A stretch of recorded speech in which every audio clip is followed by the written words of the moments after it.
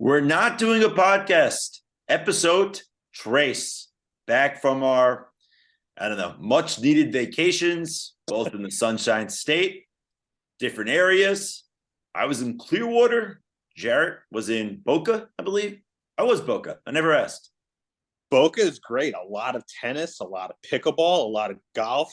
Gained a lot of leg strength. It's good to be back, feeling refreshed, ready to go. But can't go wrong with the sun. Well, it's a good thing.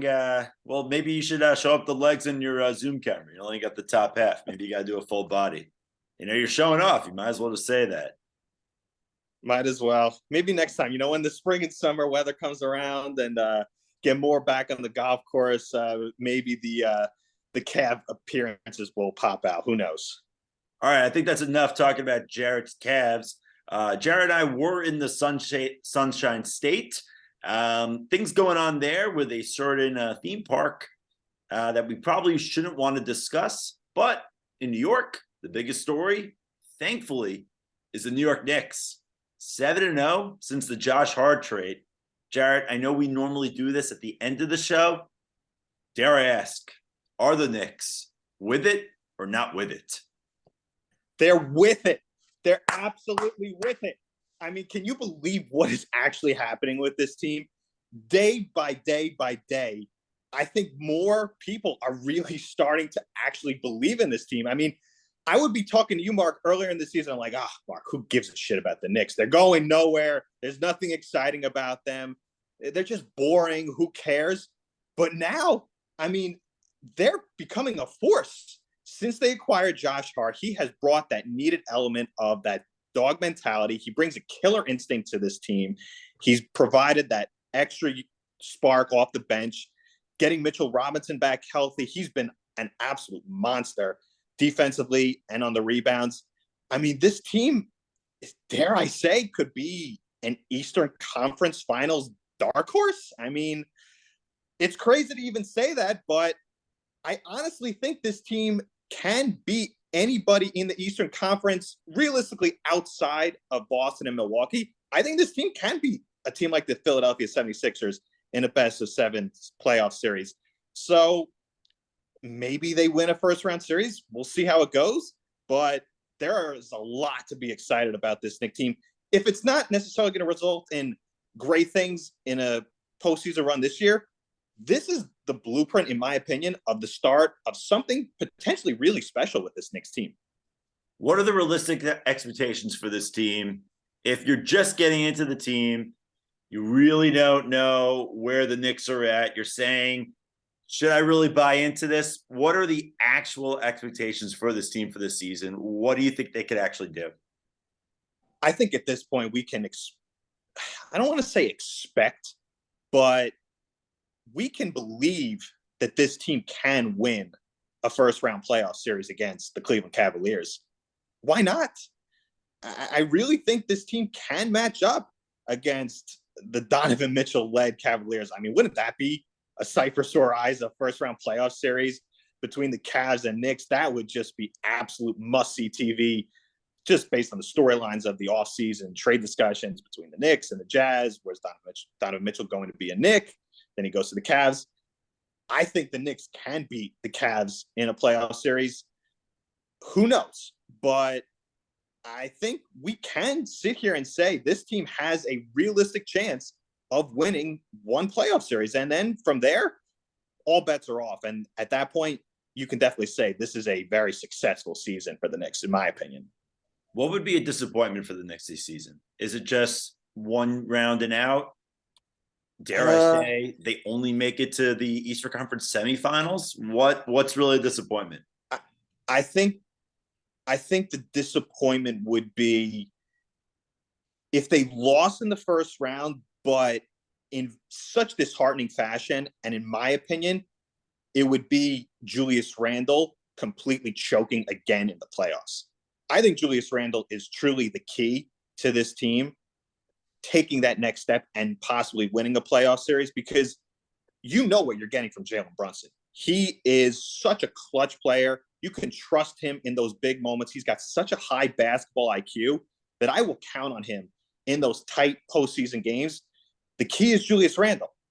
if Julius Randle implodes and he just looks like he's got his head up his rear end again in the playoffs, then we're going to have issues. Then we're going to have the discussion. Oh, the Knicks are going to have to trade Julius Randle in the offseason because you truly won't be able to trust him in any sort of playoff situation. So I think the key is they don't have to win a first-round playoff series, but if, let's say, they take the Cavs to 7 tough, fought games and they lose in grinded out fashion, and Julius Randle does play well, I think that is somewhat encouraging because Julius Randle can then be viewed, in my opinion, as a potential building block with this team. If Julius Randle plays terribly again in the playoffs, we will be having the conversations again. Get this guy out of here. I guarantee it, because you can't implode 2 times the way in a postseason, especially the way he did 2 years ago against the Hawks, because that was just truly abysmal by him 2 years ago. In that postseason series against the Hawks, in the 2021 playoffs, Randle shot 29.8% from the field. That is just pitiful. It felt worse. However, honestly. It was just Randle's first postseason and only postseason of his entire career. Does that kind of give you a little more optimism going forward, especially now that he has like a real point guard? There's a lot different with this team. You have Tibbs, who's a little more established. That was just his first year with the Knicks. And you got Brunson. He's been playing a little better with Brunson. That could be helpful, no? No, he has been great. He's been great with Brunson, Julius Randle. I don't know what it is about Randle. I just don't trust the guy. He sometimes just plays, even for example, last night against the Nets. And I mean, the Knicks were just destroying the Nets, but in that third quarter, Julius Randle is just kind of playing la-di-da basketball between the legs. He's just throwing up alley-oops. There's just times where I feel like his head just wanders to places unknown. I just don't trust him. And in the playoffs, teams are going to tighten up. It's going to become a half-court game. Jalen Brunson is going to put every player on this team in the right position to succeed in the playoffs. It's just, what will Julius Randle do when teams are double teaming him? Will he be smart and pass out of the double team, or will he just get rattled and try to force up a bad shot and then start complaining to the refs, and then he starts crying, and then he becomes an issue? Because he's made a lot of strides this year, Julius Randle, in terms of being a little more composed, being more mature, but he still has those moments. I don't fully trust the guy yet. I don't trust him. I need to see it from him this time around in the playoffs, and hopefully he proves me wrong. Would you buy the Knicks more if they had another star on the roster? Now, Brunson, he's a really good player, still not a star. There's a reason why he hasn't been named an all-star. Granted, he probably should have been an all-star this year and probably should have been an all-star over Drew Holiday. Holiday is probably the greatest defensive guard in the league, but overall, Brunson had better numbers than him. Randle, a 2-time all-star, 2 of those times with the Knicks in just the last 3 seasons. Do you felt like they're going to regret not getting another star? And do you feel that there's kind of not too much of a buzz in New York because they don't have that star? They didn't get Donovan Mitchell. And everyone also forgets that they didn't get Zach LaVine. They were trying to get him potentially in the trade deadline. That was a report. Do you feel that there's just, if they had that star, there'd be a little more juice? Or maybe this is a team that's kind of like the 99 team, where Patrick Ewing was the star on that roster, was at the end of his career with the Knicks and in the NBA. Allen Houston and Latrell Sprewell, both very good players, but no one's calling them superstars. Now, Sprewell was a 3-time All-Star at the time of that 1999 NBA Finals playoff run, but I wouldn't say he was a superstar. No one's saying Julius Randle is a superstar. Allen Houston was not an all-star yet, but do you kind of feel like they need a star to get that excitement? Or could this roster with Randle and Brunson take the far and get that excitement in the Big Apple? Well, I think they've generated the excitement. I definitely think now, with the way they've been playing recently, especially after that big win the other night against the Celtics, they made a statement that this team is legit. They're no joke. They need to be taken seriously. It just really comes down to in the playoffs. Can a guy like RJ Barrett step up? I'm not sold that he can do that. He's someone that the Knicks have really been clamoring for to take that next step in year 4. He's just been way too erratic this year. He's someone that you also just can't trust. But the way this team's been playing, they haven't had to rely on a guy like RJ Barrett. It really just comes down to, well, they can't rely on RJ Barrett. It's as simple as that. Of course not, but they need to rely on Julius Randle. They have to rely on Julius Randle because Jalen Brunson's going to do what he does. He's such a smart player. He's going to get his shots. And if there's situations in the playoffs where teams are going to make it a point to take him out of the game, he's then going to have to pass the ball to a guy like Julius Randle, where he's got to be able to stay composed, make tough shots, and just also pass it to other guys. Where I think also this team really can count on guys like Josh Hart and Emmanuel Quickley. The fact that we haven't even mentioned Emmanuel Quickley at this point is beyond me. Six-man sleeper. This guy absolutely deserves consideration for sixth man of the year. He has taken his game to another level, both offensively and defensively. He is so difficult to guard. I actually just saw this stat today, Mark. I think it was wait, Zach Jarrett's saying a stat? Am I hearing things? Is the plane? Did the plane really mess my ears up? This is how you know the Knicks are with it when I'm looking up Knicks statistics. The Knicks are with it. Or you're just talking to me too much. Yeah, that could be the case. But I think the fact that like the Knicks are actually playing really good basketball, me looking up stats like this just goes to show you that this team really is legitimate.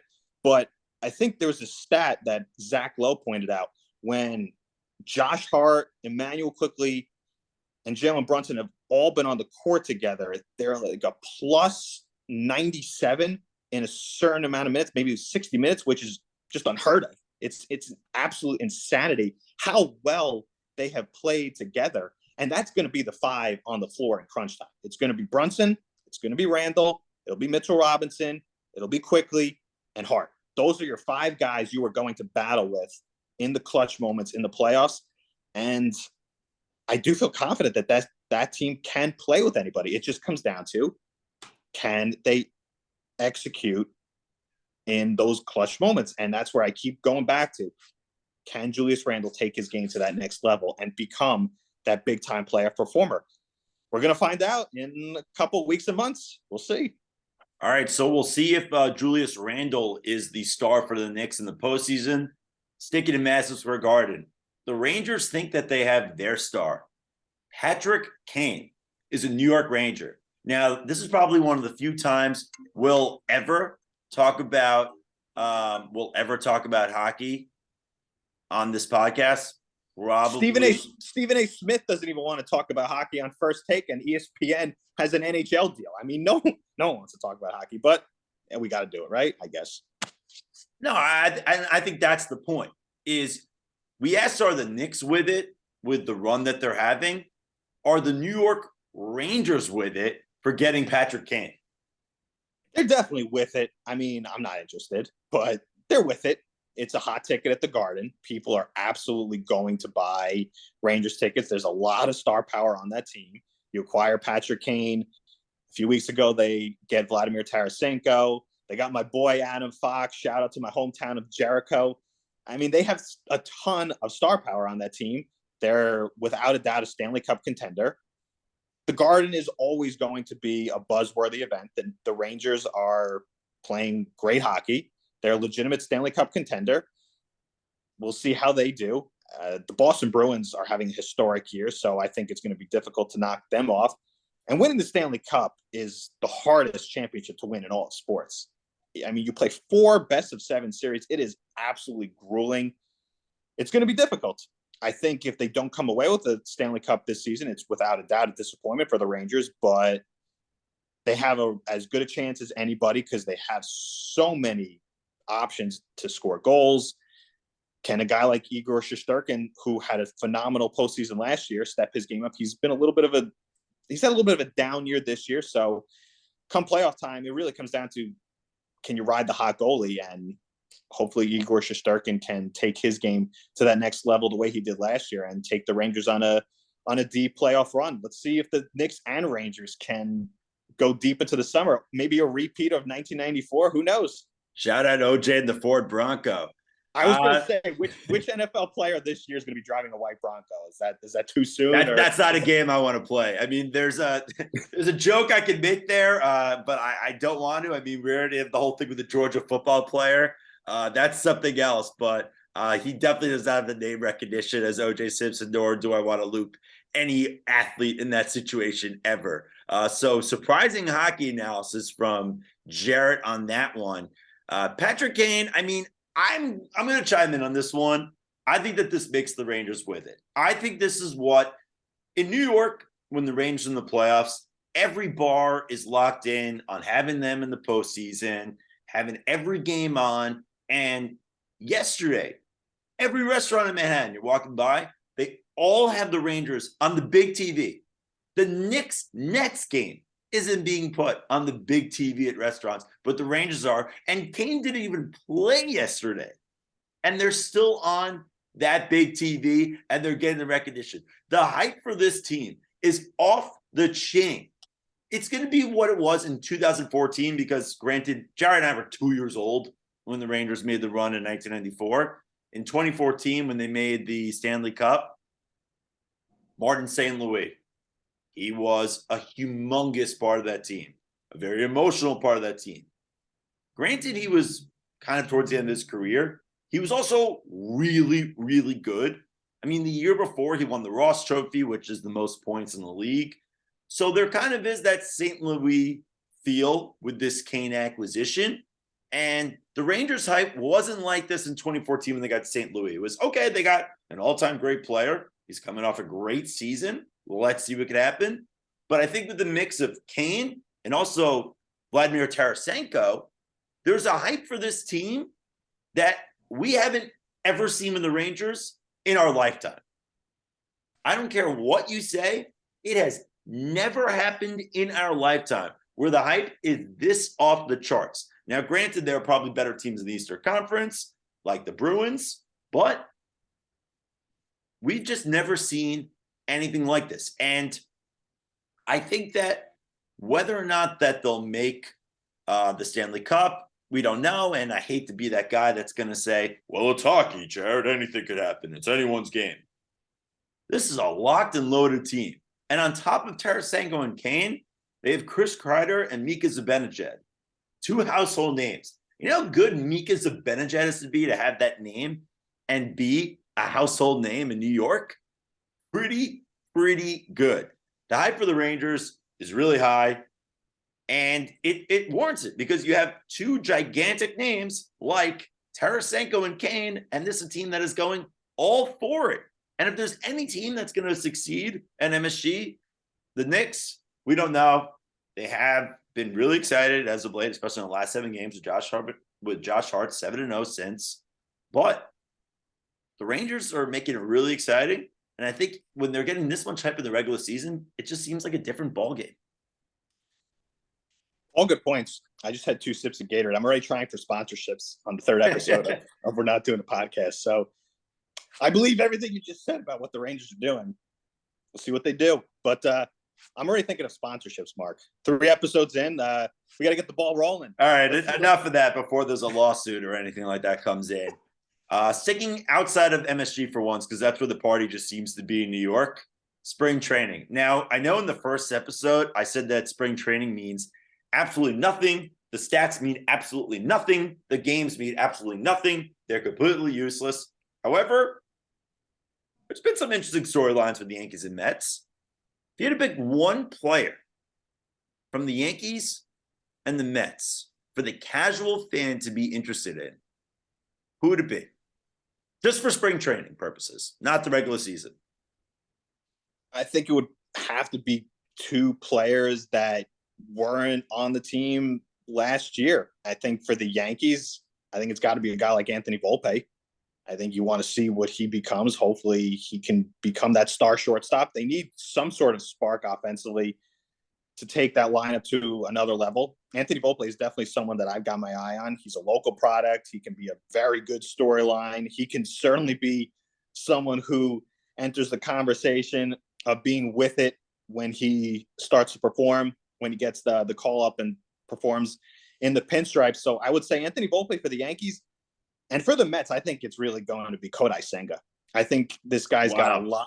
I think he's got a lot of personality, that he's going to have some flair on the mound. And the biggest reason why I think the Mets went for a guy like Kodai Senga to replace Chris Bassett was, come playoff time, you need that third starter who's got that ace level type stuff. And Chris Bassett just did not have that.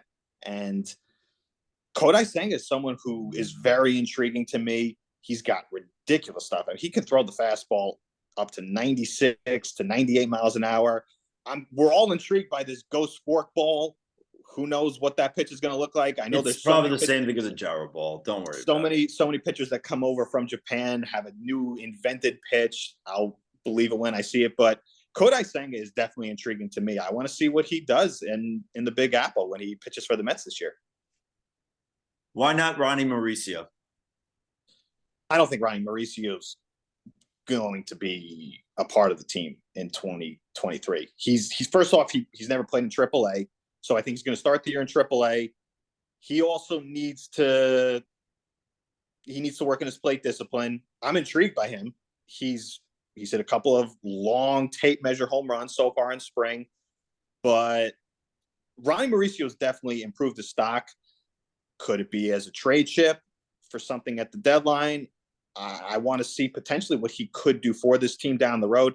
I just don't see Ronnie Mauricio being a true part of the 2023 Mets. The prospects were going to be big parts of. So if that's the case, do the Mets trade him? Because there's a lot of teams that could use a Ronnie Mauricio today and tomorrow. The Mets do not need Ronnie Mauricio. The Mets want to make the World Series. They don't need Ronnie Mauricio. There's probably 20 teams that could use Ronnie Mauricio. Do they trade him? I'm going to make a bold prediction and say the Mets do trade Ronnie Mauricio at some point. And I'll give an interesting prediction. I think the Mets are going to use Ronnie Mauricio in a trade for Corbin Burns at the trade deadline. I know we're all good. Where you think go get Corbin Burns? Well, I think you put him in a package with other players, but I think a team like the Mets, we all talk about how great the rotation could be, and I do agree there's a potential for it to be great, but there's also the potential it could be Max Scherzer and Justin Verlander. There's the possibility Kodai Senga isn't good. There's the possibility Jose Quintana regresses to the mean and doesn't perform well at all. I think at some point Carlos Carrasco is going to be replaced in the rotation. I think his best days are way behind him. So I just think three starters in the five-man rotation. It's also Corbin Burns. He's one of the best pitchers of baseball. It's not just that like they need to improve. You're making it like they have a bunch of bums out there. I mean, it's Corbin Burns. He's really good. Exactly. But I think a lot of people are making it out to be the Mets rotation is so good. I mean, websites have labeled the Mets rotation the number one in baseball. The Met rotation has a chance to be spectacular. But there's also a chance those three guys in the back end don't perform to certain expectations. And I think there could be some possibilities that the Mets could maybe add another starting pitcher. You'd love to see Ronnie Mauricio get traded for Shohei Ohtani, but Artie Moreno is not trading any player of his to a Steve Cohen-owned team. So we might as well toss out that pipe dream of Shohei Ohtani being traded to the Mets. Signing him in the offseason is another story, but keep your eye out on potentially a Ronnie Mauricio trade with the Milwaukee Brewers maybe down the road for a Corbin Burns. All right, so speaking of Florida, where both the Yankees and Mets are right now, Jarret, I mentioned at the top of the show that we were both in Florida. Jarret brought up an interesting dilemma that a lot of people have when they're going on a plane. And I don't know if I want to start with this. I don't have a segment name for this yet, but we're just going to go with Spicy Hot Take. I think that's a good one. I know Stephen A. Hot Take is what the rewatchables do. embrace debate is part of my takes thing. We'll just do spicy hot take. Why not? Picante, spicy. We already said that this is episode trace. I'm going to go with wearing jeans on a plane should be normalized. And I'll tell you why. Because every trip, myself, I always forget a belt. I always forget a belt. And when you have jeans, you need a belt, unless you're a weird guy. So jeans, they're pretty comfortable. I'm a jeans guy. So on a plane, if I want to be comfortable, I'll wear jeans. And that way I'm comfortable and I have my belt. Are you a jeans or are you a sweatpant guy in the plane? I always wear jeans. Honestly, I don't know why some people bring out the point of people who wear jeans on an airport, you can't trust them.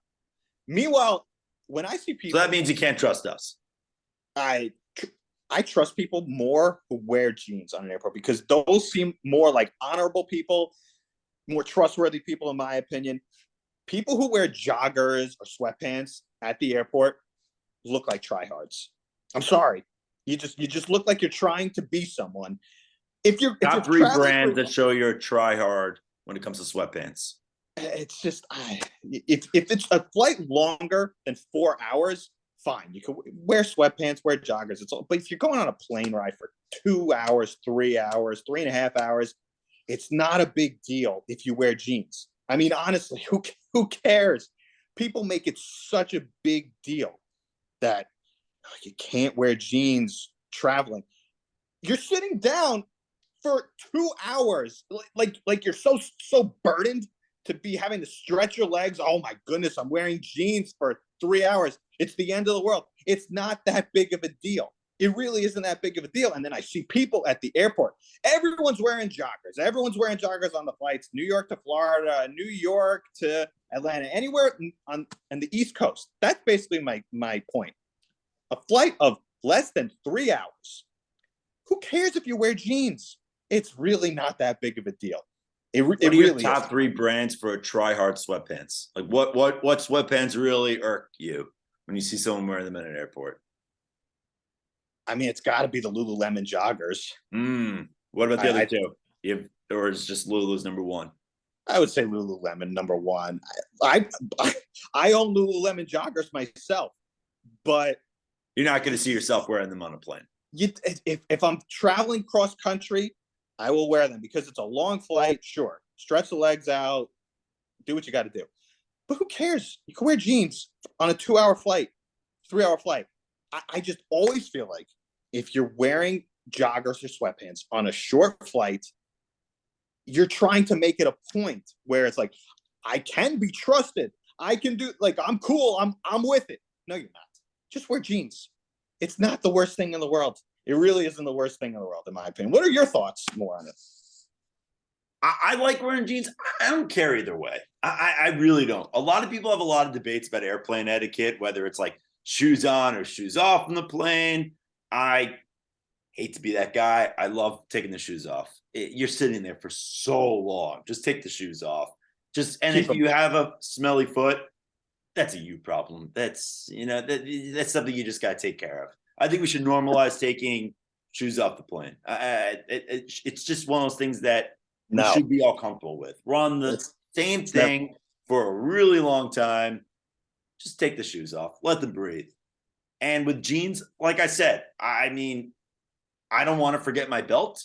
And if I see someone else wearing jeans on a plane, I'm going to think, hey, they came from somewhere very casual. They're just coming straight from there to the plane. They want to keep their jeans on. Fine. Also, maybe they're just forgetful and they want to make sure that they have their belt for the trip, because there is nothing worse than when you get off on a vacation and you realize you don't have a single belt. It's such a terrible, terrible thing to go with, because who wants to go to a store and just get a belt? It's just really frustrating. It's embarrassing for everybody involved. You just never want to be that guy. All right, wrapping up. I thought that was going to be our last segment, but I want to play a little true or false, because I just think this is hilarious, and I did not prep Jarret on this before.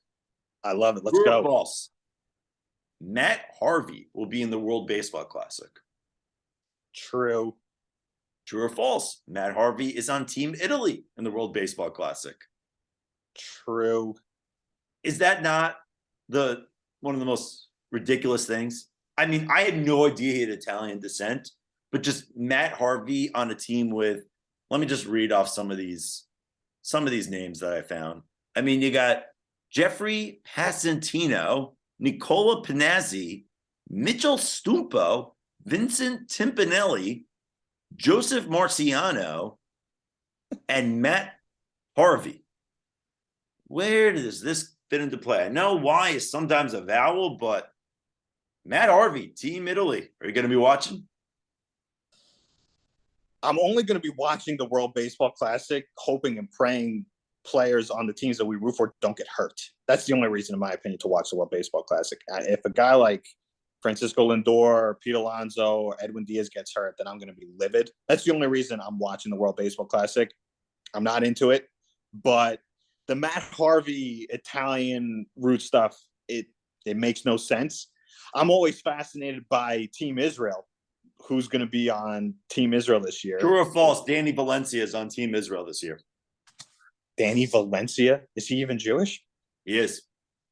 I'm going to say true then. He is. Guess who their manager is? Team Israel's manager. Boy.